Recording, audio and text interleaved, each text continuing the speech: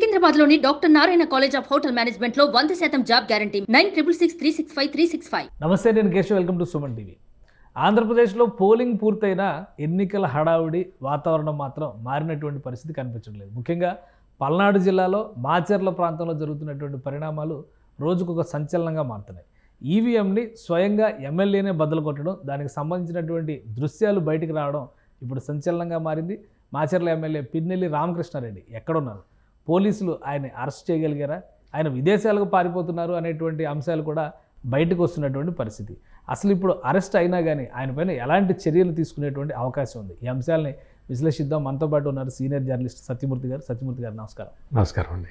మాచర్లో జరిగినటువంటి ఇన్సిడెంట్స్ అంటే almost SIT వేసిన తర్వాత చాలా వరకు స్తబ్దుగా ఉంది ఆంధ్రప్రదేశ్లో అనేటువంటి అభిప్రాయం ఉంది. కానీ మాచర్లో మాత్రం మండుతూనే ఉంది. ఏంటి రీజన్ ఏంటి అంటే అక్కడ ఉన్న వ్యక్తి ప్రజాప్రతినిధి అంటే పిన్నెల్లి రామకృష్ణారెడ్డి. ఈ పిన్నెల్లి రామకృష్ణారెడ్డి నేచర్ వల్ల అక్కడున్న మొత్తం పరిస్థితి అంతా కూడా ఈ విధంగా తయారై ఉన్నది. ఇప్పుడు ఏంటి అంటే చాలా కాలం పాటు ఆయన ఎమ్మెల్యేగా అక్కడ ఉండటం వల్ల ఆయన చేస్తున్న పనులు అంటే వాటిని మామూలుగా చెప్పాలంటే అరాచకాలు.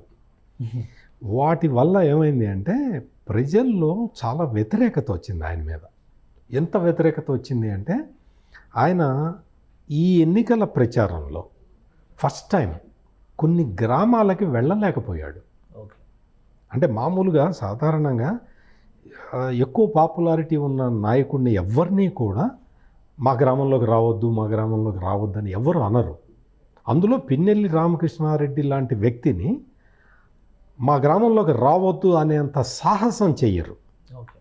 అంటే వాళ్ళకి తెలుసు కదా వీళ్ళు ఎటువంటి క్యారెక్టర్ ఉన్న వ్యక్తులు అనేది.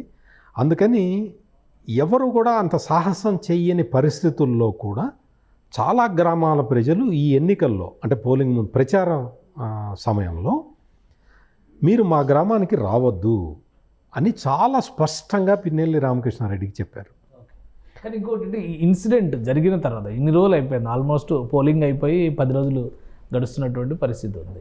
ఆ విజువల్స్ ఇంత లేట్గా రావడము, కేసు ఇంత ఆల్రెడీ ఈవీఎంస్ పగలగొట్టినటువంటి కేసెస్ నమోదైన 14 చోట్ల ఇక్కడ ఇన్సిడెంట్స్ జరిగినాయని ఎలక్షన్ కమిషన్ ప్రకటించింది. అలానే ఆ చిప్ భద్రంగా ఉంది కాబట్టి పోలింగ్ కంటిన్యూ చేస్తాం అన్నారు. బట్ చాలా చోట్ల సీసీ కెమెరాలు పెట్టారు కదా, ఈ విజువల్స్ ఇప్పుడు రావడం ఏంటి కొత్తగా? దీని వెనక చాలా పెద్ద స్టోరీ ఉందండి, మీకు బ్రీఫ్గా చెప్తాను. అదేంటంటే ఆ రోజు 13వ తారీఖు పోలింగ్ జరిగిందండి. పోలింగ్ జరిగితే ఎమ్మెల్యే వచ్చాడు. ఎమ్మెల్యే వచ్చి డైరెక్ట్గా అక్కడికి వెళ్ళి ఆ ఈవీఎంని బద్దలు కొట్టాడు, వాళ్ళందరినీ బెదిరించాడు. ఒకతను శేషగిరిరావు అనే ఒక అతను దాన్ని అడ్డుకోవటానికి ప్రయత్నం చేశాడు. అతనికి వార్నింగ్ ఇచ్చి వెళ్ళిపోయాడు. ఇదంతా 13వ తారీఖు జరిగిందండి. 13వ తారీఖు ఈ జరిగిన తర్వాత అంటే సాధారణంగా కేశవ్ గారు హింస ఎట్లా జరుగుతుందంటే, ఎన్నికల్లో హింస ఎట్లా జరుగుతుందంటే పోలింగ్ రోజు హింస జరుగుతుంది, ఆ తర్వాత సెటరేట్ అయిపోతుంది, ఆ తర్వాత మళ్ళీ కౌంటింగ్ తర్వాత హింస జరుగుతుంది. ఇది ప్యాటర్న్, జనరల్గా ఎన్నికల్లో జరిగే ప్యాటర్న్ ఇది.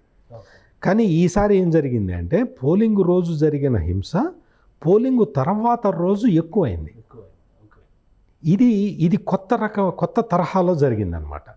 ఇక్కడ ఏం జరిగిందంటే ఆ రోజున 13వ తారీఖు జరిగిన ఈ మొత్తం సంఘటన ఇదంతా జరిగింది ఇట్లా ఒక చోట కాదు, 7 చోట్ల జరిగింది. 7 చోట్ల జరిగినా కానీ దాన్ని మామూలుగా ఏ పేపరు రిపోర్టు చేయలేదు, ఛానల్స్ కూడా వాటిని ఎక్కువ చూపించలేదు. విచిత్రం ఏంటి అంటే దాని మీద కంప్లైంట్ కూడా ఎవరు ఇవ్వలేదు. ఎందుకు ఇవ్వలేదు అంటే ఆ పోలింగ్ ఆఫీసర్ దగ్గర నుంచి అక్కడున్న స్టాఫ్ అందరికీ కూడా తాము పనిచేస్తున్నది మాచర్లలో అనేది వాళ్ళకి తెలుసు. ఏదో మాచర్ల నియోజకవర్గంలో ఒక సినిమా వచ్చింది, ఆ సినిమాలో చాలా తక్కువ చూపించారు. అంతేనా? ఆ సినిమాలో చూపించింది 10%. ఓకే, దానికన్నా చాలా భయంకరంగా ఉంటుంది. ఓకే. మాచర్ల మీరు కూడా మాచర్ల పల్నాడు ఏరియానా? మీరు కూడా? నాది పల్నాడు, ఇప్పుడు ప్రస్తుతం పల్నాడు జిల్లా. అక్కడ పరిస్థితి ఎట్లా ఉంటుందంటే చాలా భయానకమైన పరిస్థితుల్లో అక్కడ మొత్తం మాచర్ల నియోజకవర్గంలో నెలకొని ఉంటాయి. ఇంకోటి, ఇప్పుడు ఆ ఇన్సిడెంట్స్ వచ్చిన తర్వాత వీడియోస్ రావడానికి ఈ టైం ఇంత అదే చెప్తున్నా. ఇప్పుడు మీకు ఆ ఇన్సిడెంట్ జరిగింది 13వ తారీఖు జరిగింది. అవును. 13వ తారీఖు జరిగిన తర్వాత ఈ ప్రిసైడింగ్ ఆఫీసర్ కంప్లైంట్ చేయాలి. పోలింగ్ ఆఫీసర్లు ఉంటారు కదా అక్కడ, వాళ్ళు కంప్లైంట్ చేయాలి. పిన్నెల్లి రామకృష్ణారెడ్డి ఎటువంటి వ్యక్తో వాళ్ళకి తెలుసు కాబట్టి కంప్లైంట్ చేస్తే వాళ్ళకి ప్రాణం ఉండదు, వాళ్ళ కుటుంబానికి రక్షణ ఉండదు అనే విషయం వాళ్ళకి తెలుసు కాబట్టి ఎవరు కంప్లైంట్ చేయలేదు. ప్రిసైడింగ్ ఆఫీసర్లు కూడా కంప్లైంట్ చేయలేదు, ఎన్నికల సంఘం కూడా అడగలేదు. ఇదంతా జరిగిన తర్వాత ఈ పోలింగ్ తర్వాత జరిగిన హింస మీద కేంద్ర ఎన్నికల సంఘం సీరియస్గా తీసుకుంది. కేంద్ర ఎన్నికల సంఘం సీరియస్గా ఎందుకు తీసుకుంది అంటే, నేను చెప్పిన ప్యాటర్న్లో జరగలేదు అది. అంటే మామూలుగా సాధారణంగా జరిగే దాంట్లో పోలింగ్ రోజు జరగాలి, కౌంటింగ్ తర్వాత జరగాలి. పోలింగ్ తర్వాత జరగటం లేదు ఇప్పటి వరకు. అందుకని వాళ్ళకి ఆసక్తి కలిగి ఎట్లా జరిగింది ఇది అని చెప్పి వాళ్ళు ఎంక్వైరీ చేయడం మొదలుపెట్టారు. వాళ్ళు అడిగిన తర్వాత వాళ్ళకి సరైన ఆన్సర్ రాలేదు. రాకపోతే డీజీపీని, చీఫ్ సెక్రటరీని పిలిచారు. ఈ ప్రాసెస్ అంతా జరుగుతున్న సమయంలో మరి డీజీపీ చెప్పాడో చీఫ్ సెక్రటరీ చెప్పాడో మనకు తెలియదు. ఏదో ఒక యాక్షన్ తీసుకోండి అంటే అప్పుడు పోలీసులు యాక్షన్ తీసుకోవటం మొదలుపెట్టారు.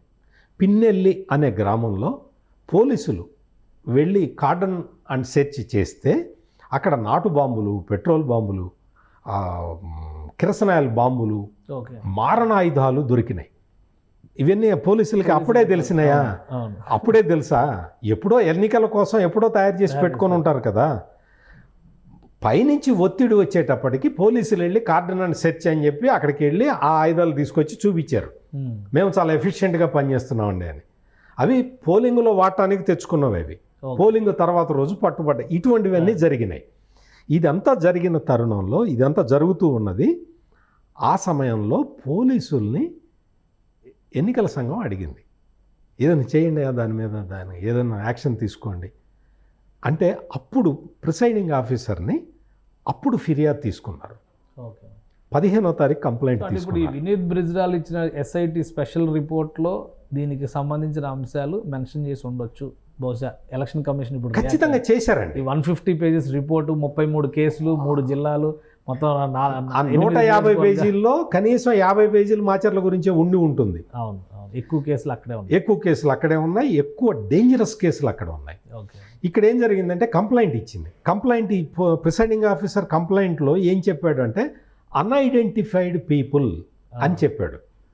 అప్పటికీ కూడా అతనికి ధైర్యం సరిపోలేదు. పిన్నెల్లి రామకృష్ణారెడ్డి వచ్చి ఇక్కడ ఇవన్నీ ఈవీఎంలు పగలగొట్టాడు అని చెప్పటానికి అతనికి ధైర్యం సరిపోక అన్ఐడెంటిఫైడ్ పర్సన్స్ అని కంప్లైంట్ ఇచ్చాడు. లోకల్ పోలీసులు దాన్ని ఇది చేసుకొని ఎఫ్ఐఆర్ బుక్ చేసి ఇవన్నీ చూపించుకోవాలి కదా.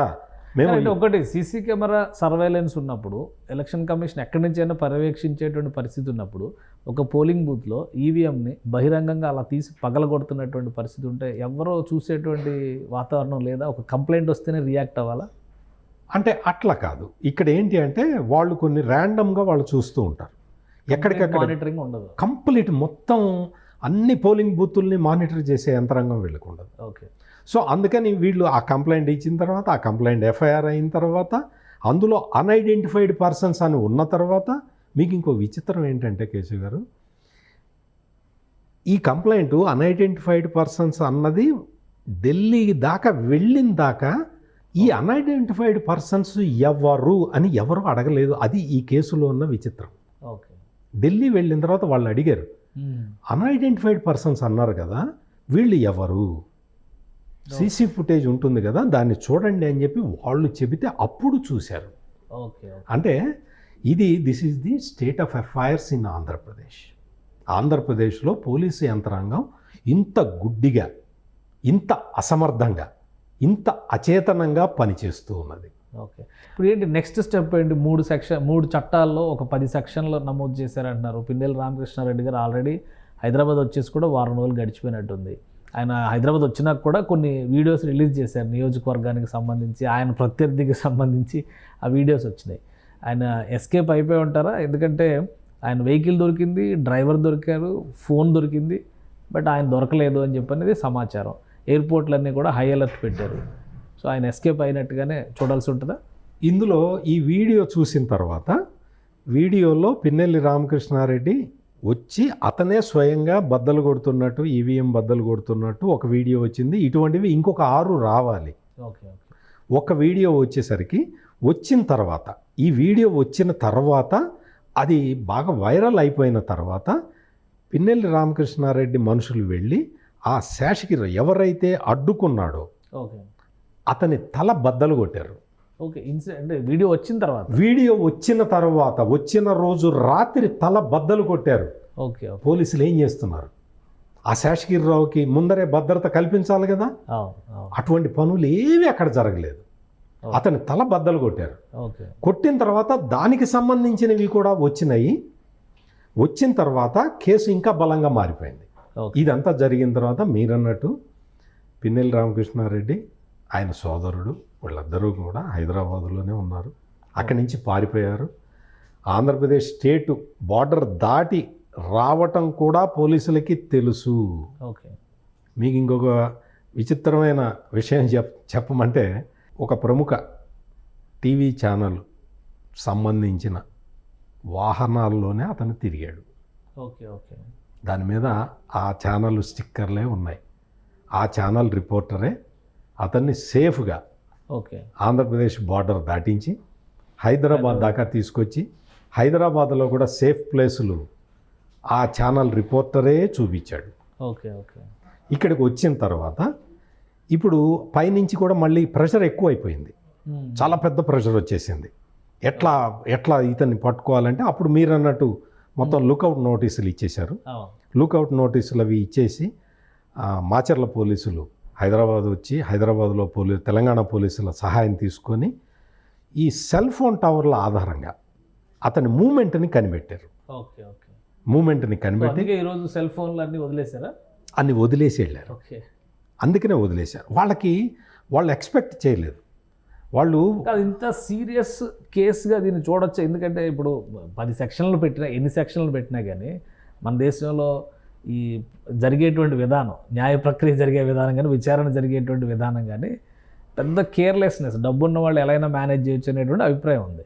ఇంత భయపడుతూ ఆయన తప్పించుకునేటువంటి ప్రయత్నం చేయాల్సినటువంటి అవసరం ఉంది? అంత సివియారిటీ ఉన్న సెక్షన్లా ఇది చాలా సివియర్ సెక్షన్స్ అండి. ఇందులో పిన్నెల్లి రామకృష్ణారెడ్డి మీద పెట్టినవి చాలా సివియర్ సెక్షన్స్. ఇది పీపుల్స్ రిప్రజెంటేషన్ యాక్ట్ ప్రకారం కూడా జరుగుతూ ఉన్నది. దాని సెక్షన్స్ ప్రకారం కూడా పెట్టారు. ఐపీసీ కింద పెట్టారు. సో ఇవన్నీ కూడా ఏంటి అంటే నాన్ బెయిలబుల్ సెక్షన్సే ఉన్నాయి ఇతని మీద. ఓకే. మామూలుగా ముందస్తు బెయిల్ కాదు అసలు, మామూలుగా కూడా నాన్ బెయిలబుల్. ముందస్తు అనేది కూడా క్వశ్చన్ లేదు. 7 years కన్నా ఎక్కువ కాలం ఇంప్రిజన్మెంట్ పడే కేసులు ఇవన్నీ కూడా. ఓకే. అందువల్ల బెయిల్ వచ్చే అవకాశం కూడా లేదు. ఇది ఏంటి అంటే ఇది మామూలుగా మీరన్నట్టు డబ్బులు ఉన్నవాళ్ళు, పలుకుబడి ఉన్నవాళ్ళు తప్పించుకుంటారు అంటే మనం చాలా ఎగ్జాంపుల్స్ చూస్తూనే ఉన్నాం మన కళ్ళ ముందరే. నిన్నగా మొన్న పూణేలో ఇన్సిడెంట్, ఒక రోడ్కి యాక్సిడెంట్ చేసేసి ఒక డబ్బున్న రియల్ ఎస్టేట్ వ్యాపారి కొడుకు 15 గంటల్లో బయటకు వచ్చారు. సో ఎందుకు ఒక ఎమ్మెల్యే స్థాయిలో ఇంత ఇమేజ్ ఉన్నటువంటి వ్యక్తి అంత భయపడుతున్నటువంటి సెక్షన్స్ ఇందులో ఉన్నాయా? ఈవీఎం పగలగొట్టడం అనే దాన్ని ఎలక్షన్ కమిషన్ అంత సివియర్ క్రైమ్గా పరిగణించడానికి అవకాశం ఉంటే చాలా చోట్ల పగలగొట్టేస్తున్నారు కదా. ఏమవుతున్నాయి ఆ కేసులన్నీ? ఏమవుతున్నాయి? రామకృష్ణారెడ్డినే టార్గెట్ చేస్తున్నట్టుగా ఉందా ఇది? కాదండి. ఇక్కడ ఏంటంటే విషయం ఏంటంటే లోకల్ పోలీసు రక్షిస్తున్నారు. ఓకే. కేంద్ర ఎన్నికల సంఘం వాళ్ళు ఈ కేసును పర్స్యూ చేస్తున్నారు. ఓకే. మీకు క్లారిటీ వచ్చి ఉంటుంది. లోకల్ పోలీసులు రక్షిస్తున్నారు. లోకల్ పోలీసులు వెంటపడుతూ పైనుంచి ప్రెషర్లు వచ్చి దాన్ని హషప్ చేస్తే అది వేరే విషయం. అటువంటి కేసులు మనం చాలా చూసాం. ఇక్కడ రివర్స్లో ఉంది. లోకల్ పోలీసులు రక్షిస్తున్నారు, ఆ రాష్ట్ర పోలీసులు రక్షిస్తున్నారు, రక్షించాలని అనుకుంటున్నారు, రక్షించడానికి ప్రయత్నం చేస్తూ ఉన్నారు. ఇక్కడ పైనుంచి ఒత్తిడి వస్తుంది. ఏంటి మీరు ఎందుకు యాక్షన్ తీసుకోవట్లేదు? వాళ్ళు కూడా బహుశా తెలియక అడుగుతున్నారు, ఏంటి ఏం జరుగుతున్నది ఇక్కడ అని ఉత్సాహం కొద్దీ అడుగుతున్నట్టే కనపడుతున్నది. కానీ లోకల్ పోలీసు ఆల్మోస్ట్ ఈ ట్రాన్స్ఫర్స్ జరిగిన తర్వాత వీళ్ళందరూ టీడీపీకి చాలా ఫేవర్ చేశారు. దానివల్ల ఈ ఘర్షణలు జరిగినాయి అని కదా ఇప్పుడు వైఎస్ఆర్సీపీ సిట్కి కూడా కంప్లైంట్ ఇచ్చింది, ఎలక్షన్ కమిషన్కి కంప్లైంట్ ఇచ్చింది, గవర్నర్కి కూడా కంప్లైంట్ ఇచ్చారు. వీళ్ళు ఎక్కడైతే ట్రాన్స్ఫర్స్ చేశారో అక్కడ మాత్రమే ఘర్షణలు జరిగినాయి, అక్కడ మాత్రమే విధ్వంసం జరిగింది, అక్కడే మనుషులు గాయాల పాలైన పరిస్థితి, చివరికి కొన్ని మరణాలు కూడా సంభవించిన పరిస్థితి ఉందని అంటున్నారు. సో లోకల్ పోలీసు ఎలా సపోర్ట్ చేస్తున్నారని నమ్ముతాం మనం? అంటే వైఎస్ఆర్ కాంగ్రెస్ పార్టీ కొన్ని చాలా మైండ్ గేమ్లు ఆడుతుంది. ఆ మైండ్ గేముల్లో పార్టీ ఇది. మీరు చూడండి, మొత్తం పల్నాడు జిల్లాలో, పల్నాడు అంటే నరసరావుపేట పార్లమెంటు సెగ్మెంట్ నుంచి పోటీ చేసిన వైఎస్ఆర్ కాంగ్రెస్ పార్టీ అనిల్ కుమార్ యాదవ్, అతను వచ్చి పోలీసులను తిట్టాడు. కన్నా లక్ష్మణకి ఆపోజిట్గా పోటీ చేసిన అంబటి రాంబాబు పోలీసులను తిట్టాడు. మొత్తం ఆ కాన్స్టిట్యున్సీలో ఉన్న ఎమ్మెల్యే, వైసీపీ ఎమ్మెల్యే క్యాండిడేట్లు అందరూ కూడా పోలీసులనే తిట్టారు, పోలీసుల్ని అటాక్ చేశారు. ఇది ఒక స్ట్రాటజీ ప్రకారమే జరిగింది. పోలీసులందరూ కూడా తెలుగుదేశం గుండాల్లాగా ప్రవర్తించారనే చెప్పారు అందరూ. ఒకటే స్టోరీ అందరూ చెప్పారు. అందుకని ఏమైంది అంటే పోలీసులు తెలుగుదేశం వైపు పనిచేశారా అన్న డౌట్ వస్తున్నది అందరికీ. కానీ వాస్తవంగా అది కాదు. ఈ రోజుకి అక్కడున్న పోలీసులు అందరూ కూడా వైసీపీకి అనుకూలంగానే పనిచేస్తూ ఉన్నారు. అక్కడ ఏంటి అంటే అక్కడ మళ్ళీ మధ్యలో బిందు మాధవ్ అని ఒక ఎస్పీని పల్నాడు జిల్లాకి ఎస్పీగా పెట్టారు. ఆ బిందు మాధవ్ సంబంధించిన, అంటే మనం ఇంత పబ్లిక్ ప్లాట్ఫామ్లో మనం కులాల గురించి మాట్లాడుకోకూడదు, చాలా అసహ్యకరమైన విషయం. నేను అందులో అటువంటి విషయాలు మాట్లాడాను. కానీ ఆ బిందు మాధవ్కి సంబంధించి ఇటువంటి పర్సనల్ విషయాలని బయటికి తీసుకొచ్చి వైసీపీ ఇటువంటి ఎలిగేషన్లు చేసింది. ఆ తర్వాత ఇప్పుడు పల్నాడు జిల్లాకి ఈ 2 నెలల్లోనే 3 ఎస్పీలు మారారు. కలెక్టర్ని కూడా మార్చినట్టు, కలెక్టర్లు మారారు, ఎస్పీలు మారారు, ఇంతమంది మారారు. అసలు ఈ మొత్తం ఇవన్నీ చేస్తున్నది ఎవరు అంటే స్థానిక పోలీసులు. ఎలక్షన్ల తర్వాత గొడవలు జరగడానికి కారణం కూడా వాళ్ళే. ఎస్పీగా ఉన్న వ్యక్తి వాళ్ళని రిపోర్ట్ అడిగాడు. మీ రిపోర్ట్ ఏంటి చెప్పండి, మీకు ఎట్లా ఉన్నది, అక్కడ ఎట్లా ఉంది, మీకు ఏమన్నా అడిషనల్ ఫోర్సులు కావాలా, సెక్యూరిటీ ఎట్లా టైటన్ చేస్తారు అని అడిగితే ఏమీ లేదండి ఇక్కడ అంతా బాగుంది అని రాసి పంపించారు. కింద స్థాయిలో పోలీసులు వాళ్ళందరూ కూడా పిన్నెల్లి రామకృష్ణారెడ్డి ప్రాపకంతో ఇంతకాలం బతికిన వాళ్ళు, 5 సంవత్సరాలు బతికిన వాళ్ళు, ఓవర్ నైట్ వాళ్ళు మారలేరు కదా. ఆయన అక్కడ 15 సంవత్సరాల నుంచి ఎమ్మెల్యే కదా ఉన్నాడు. ఈ 5 సంవత్సరాల్లో వాళ్ళు చేసిన ఇదనమాట అది. సో ఈ తరహాలో అక్కడ పోలీసింగ్ నడుస్తూనే ఉంది. అందుకనే వాళ్ళు మిస్లీడ్ చేశారు. కింది స్థాయి పోలీసులు పై స్థాయి అధికారులని మిస్లీడ్ చేశారు. పై స్థాయి వాళ్ళు ఇచ్చిన మిస్లీడింగ్ ఇన్ఫర్మేషన్నే పైకి పంపించారు. ఈ మొత్తంలో కూడా పోలీసు వ్యవస్థ సరిగ్గా పని చేయలేదు అని మాత్రమే మనం అర్థం చేసుకోవాలి. ఇంకొకటి, ఇప్పుడు అరెస్ట్ వారెంట్ అన్నారు, ఇంత హడావుడి నడుస్తుంది, అరెస్ట్ చేయడానికి అవకాశాలు ఉన్నాయా, లేదా ఈ కౌంటింగ్ అయ్యే వరకు ఇది ఇలా డ్రాగ్ ఆన్ అవుతుంది, తర్వాత ఇష్యూ కోర్టు పాలయ్యి ఎలా ఉండేది అంటే నెక్స్ట్ ఏ గవర్నమెంట్ వస్తే ఆ గవర్నమెంట్, ఒకవేళ వైసీపీ వచ్చిందనుకోండి అసలు ఈ కేసే ఉండని పరిస్థితి వస్తుంది అనేటువంటి అభిప్రాయం కూడా ఉంది. సో పోలీసులు చేసేటువంటి ఇన్వెస్టిగేషన్కి ఒక టైం బౌండ్ డిసైడ్ చేసేటువంటి పరిస్థితి ఉందా ఎలక్షన్ కమిషన్కి? ఎలక్షన్ కమిషన్ పరిధి కూడా ఎన్నికల కోడ్ ఉన్నంత వరకే కదా, ఆ తర్వాత మళ్ళీ రెగ్యులర్ సిస్టంలోకి వచ్చేస్తుంది. సో ఏంటి నెక్స్ట్ స్టెప్? ఇప్పుడు ఏంటి అంటే ఇప్పుడు ఈ పోలీసులు ఎంత డ్రాగాన్ చేద్దామన్నా డ్రాగాన్ చెయ్యలేని పరిస్థితి ఈ కేసులో నెలకొనుంది. డ్రాగాన్ చెయ్యలేరు వాళ్ళు. డ్రాగాన్ చెయ్యలేరు. ఎందుకు చేయలేరు అంటే కేసు వాళ్ళ చేతిలో లేదు, కేంద్ర ఎన్నికల సంఘం చేతిలో ఉంది. సో అందుకని వాళ్ళ డైరెక్షన్లో పనిచేయాల్సిందే. ఇప్పుడు పిన్నెల్లి రామకృష్ణారెడ్డి మాచర్ల నుంచి పారిపోవటం అనే ఎపిసోడ్ తోటే అతనికి చాప్టర్ క్లోజ్ అయిపోయింది. అతను మళ్ళీ నియోజకవర్గానికి రాలేని పరిస్థితి ఉన్నది. నియోజకవర్గానికి ఎప్పుడు వచ్చినా పోలీసులు అరెస్ట్ చేయాల్సిన పరిస్థితి ఉంది. అందుకని వరకు ఆయన బయటే ఉండాలి, అజ్ఞాతంలో ఉండాలి. పోలీసు వ్యవస్థ కూడా అతన్ని వెంటాడుతూనే ఉన్నది. కింది స్థాయి పోలీసులు కూడా తప్పించుకోలేని పరిస్థితుల్లోకి వచ్చి ఉన్నారు. అందుకని వాళ్ళు కూడా వాళ్ళ ఉద్యోగాలు కాపాడుకోవడానికి వాళ్ళు ప్రయత్నం మొదలుపెట్టారు. ఫైనల్గా పిన్నెల్లి రామకృష్ణారెడ్డి దుబాయ్ వెళ్ళిపోదామని ప్లాన్ చేసుకున్నాడు. మొత్తం అంతా ప్లాన్ చేసుకున్నాడు. 1:30కో 2కో ఫ్లైట్ ఉంది. ఇవాళే వెళ్ళిపోవాల్సింది. హైదరాబాద్ నుంచి దుబాయ్ వెళ్ళిపోవటానికి అతను మొత్తం పర్ఫెక్ట్ ప్లాన్ చేసుకున్నాడు. అందుకనే ముందరే వచ్చేసి ఎక్కడున్నాడో తెలియకుండా నేను ప్రస్తావించిన ఒక టీవీ ఛానల్ వెహికల్స్లోనే తిరుగుతూ అతను కాలక్షేపం చేస్తూ ఉన్నాడు. ఇప్పుడు అతని దురదృష్టం ఎట్లా వెంటాడింది అంటే ఈ మొత్తం సెల్ ఫోన్ టవర్స్ అవి ఆయన మూమెంట్ మొత్తం పోలీసులకి చాలా స్పష్టంగా తెలిసి అతన్ని సంగారెడ్డి దగ్గర అతని వెహికల్ని ఐడెంటిఫై చేశారు. ఓకే. డ్రైవర్ దొరికాడు, అందులో అతని పిన్నెల్లి రామకృష్ణారెడ్డి సెల్ ఫోన్స్ ఇవన్నీ దొరికినాయి. ఓకే. అక్కడే ఉంటాడు, సో ఆ దగ్గర ఆ సరౌండింగ్స్లోనే ఉంటాడు. కాలినడకన ఎక్కువ దూరం పోలేడు కదా అని మొత్తం సెర్చ్ చేస్తే ఒక ఈ సిరమిక్ ఫ్యాక్టరీ ఒకటి ఉంటే అందులో అతను దొరికాడు అనేది నాకున్న సమాచారం. ఓకే. ఓకే. అతన్ని పోలీసులు అరెస్టు చేశారు అనేది నా దగ్గర ఉన్న ఖచ్చితమైన సమాచారం. ఓకే. అతన్ని అరెస్ట్ చేశారు కానీ ఇంకా అధికారికంగా ప్రకటించలేదు.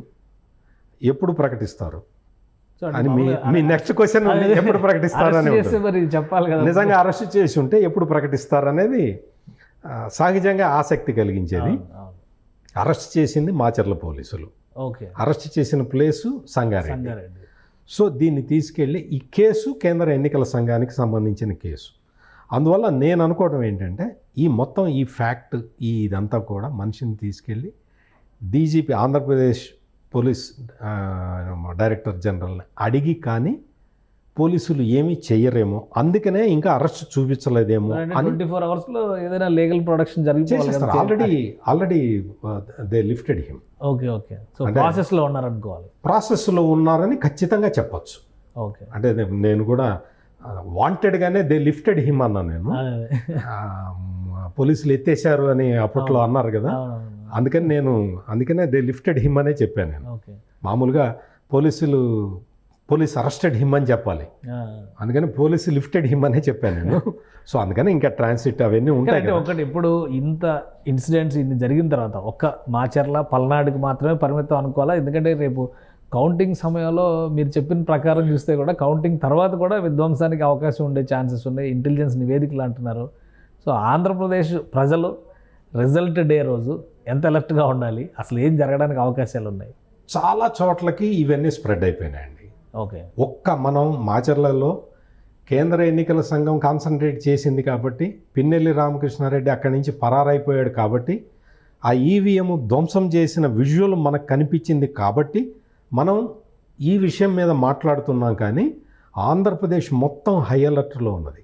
ఓకే. కాకినాడ లాంటి అది చాలా ప్రశాంతమైన ప్రాంతం, అటువంటి ప్రాంతంలో కూడా ప్రమాదకరమైన సంఘటనలు జరగబోతున్నాయి అనేది పోలీసుల దగ్గర ఉన్న సమాచారం. ఓకే. శాంతియుతంగా ఉండే ఉత్తరాంధ్రలో కూడా ఈ ఎన్నికల్లో విపరీతమైన గొడవలు జరిగినాయి.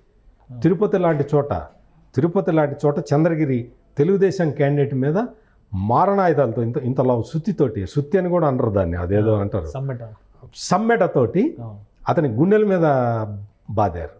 అంటే మీకు ఇంకో విషయం ఏంటంటే, అంత దారుణమైన మర్డర్ అటెంప్ట్ జరిగితే ఒక కంటెస్టింగ్ క్యాండిడేట్ మీద పోలీసులు 307 కేసు పెట్టలేదు. ఓకే. ఓకే. అసలు ఆ సెక్షన్ పెట్టలేదు. ఇది ఆంధ్రప్రదేశ్ పోలీసు వ్యవస్థకి ఉన్న క్రెడిబిలిటీ. అంటే కళ్ళ ముందర విజువల్స్ తోటి మనకందరికీ తెలుసు. అతను పులివర్తి నాని అతని పేరు, చంద్రగిరి టీడీపీ అభ్యర్థి. అతను స్ట్రాంగ్ రూమ్స్ పరిశీలించడానికి తిరుపతి దగ్గరికి వస్తే అతని మీద అటాక్ జరిగితే ఆ అటాక్ని ఆయన ఇవి ఉంటాయి కదా, కారుకున్న కెమెరాలతోటి ఆయన విజువల్స్ బయటికి విడుదల చేస్తే మనం అందరం కూడా చూస్తే అటెంప్ట్ టు మర్డర్ అనే కేసు బుక్ చేయలేదు అక్కడ. అంతమందిని 28 మందినో 29 మందినో అందులో నిందితులుగా చేర్చారు. అందులో 14 మందిని అరెస్ట్ చేశారు. ఐడెంటిఫైడ్ వాళ్ళు కూడా చాలామంది అబ్స్కాండింగ్లో ఉన్నారు. ఇది ఆంధ్రప్రదేశ్ పోలీసులు చేస్తున్న పని.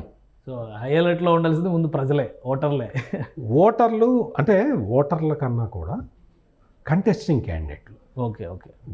వాళ్ళకి ఏంటి అంటే, ఇప్పుడు పులివర్తి నాని విషయాన్ని మనం ఇంత డీటెయిల్డ్గా మాట్లాడుకున్నాం. ఇటువంటి సంఘటనలు రిజల్ట్ వస్తూ ఉన్నా కానీ, రిజల్ట్ వచ్చిన తర్వాత కానీ విపరీతంగా జరగటానికే అవకాశాలు కనపడుతూ ఉన్నాయి. ఇదే పోలీసులు, నిష్పక్షపాతంగా ఉన్న పోలీసులు కూడా దీని మీదే ఆందోళన చెందుతూ ఉన్నారు. రైట్. థ్యాంక్ యూ సత్యమూర్తి గారు, మీ అభిప్రాయాలు తెలియజేసినందుకు. ఇది పిన్నెల్లి రామకృష్ణారెడ్డికి సంబంధించి ఒక కీలకమైన సమాచారం ఉందని సత్యమూర్తి గారు చెబుతున్నారు. ఈ పాటికే అరెస్ట్ అయ్యి ఉండవచ్చు, ఆయన్ని ప్రాసెస్లో భాగంగా డీజీపీ ముందర ప్రవేశపెట్టేటువంటి అవకాశం ఉండొచ్చు, ఆ తర్వాత అధికారికంగా అనౌన్స్ చేయొచ్చని సత్యమూర్తి గారు అంటున్నారు. ముఖ్యంగా మాచర్లలో జరిగినటువంటి సంఘటనలు అత్యంత ఆందోళనకరమైనటువంటి సంఘటనలుగా ఆయన అభివర్ణిస్తున్నారు. పోలీసు యంత్రాంగం, కొంతమంది పోలీసులు చేస్తున్నటువంటి పక్షపాత ధోరణి వలన సమస్యలు మరింత పెరుగుతున్నాయి. సో కౌంటింగ్ రోజున మరింత అప్రమత్తంగా ఆంధ్రప్రదేశ్ ఉండాల్సినటువంటి పరిస్థితి కనిపిస్తోందని ఆయన హెచ్చరిస్తున్నారు. ఇది special discussion. Keep watching. Suman టీవీలో మీ పర్సనల్ అండ్ బిజినెస్ ప్రమోషన్స్ కోసం కింది నెంబర్కి కాంటాక్ట్ చేయండి.